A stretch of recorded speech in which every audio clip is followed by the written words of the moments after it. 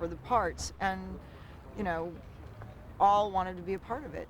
Last year, Bruce was set to do a film. It fell through. Bo and I were set to do a film. It fell through. One on a Wednesday, one on a Thursday, and we phoned him on the Friday and said, should we make the film before this Bond movie? And that's where we are today, on a Bond set. It was all about synchronicity. The script had always been good, and Bruce had been working on it all through the year with the writer Paul Pender. So the beauty of Evelyn is that it was ready. We had to wait for Bruce and Pierce's schedule to go. And when I realized that Bruce was ready and we could be ready, and we were doing it. So with 3 months prep, which is not long to set up an independent film, we got it together. And when we got Bruce, then of course we had good text. Got Stephen Ray, Alan Bates, Juliana Margulies, Aidan Quinn, and we were off to the races.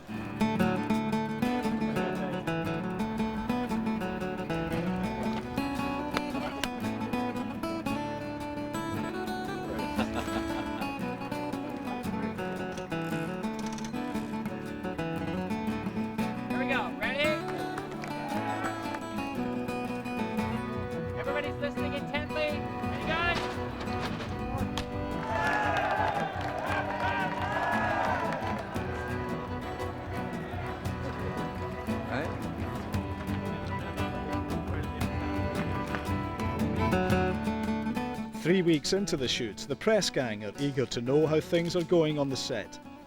The thing I liked a lot about it, I think, although it was a very serious situation, it was written with a very light touch. It was often very funny, with a lot of very engaging characters. Give us a brief synopsis of the story. Well, what I like about the story is you can pitch it to Hollywood executives like Bo in one sentence, which is, man fights church and state to win back the family he loves. Even Hollywood can understand that. But it was actually really, really good, and we loved this. So surprised. We were, well, I know you called me Hollywood. That was terrible. But why did you want to come to shoot in Ireland? Well, it's set in Ireland. I thought if we set this in Australia, it's never going to work. So we...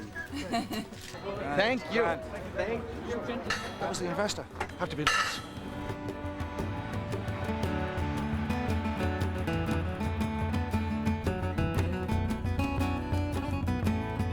Here it is.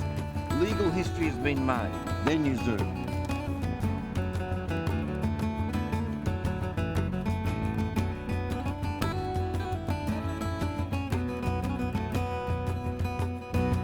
The track came in there, but it's after we cut. Right. Fair enough.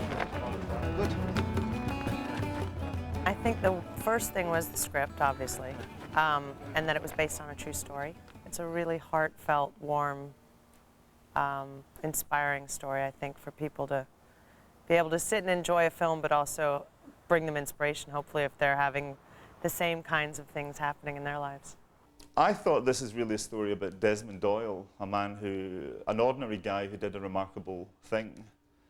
But if I'd stuck to the facts, for instance, the climax of the movie would have resulted in the court posting out their verdict. So the last third of the movie is a dramatized court case that never actually happened. But the issues involved happened and the emotions happened. So I had to reinvent it in that sense and try and make it grip people dramatically.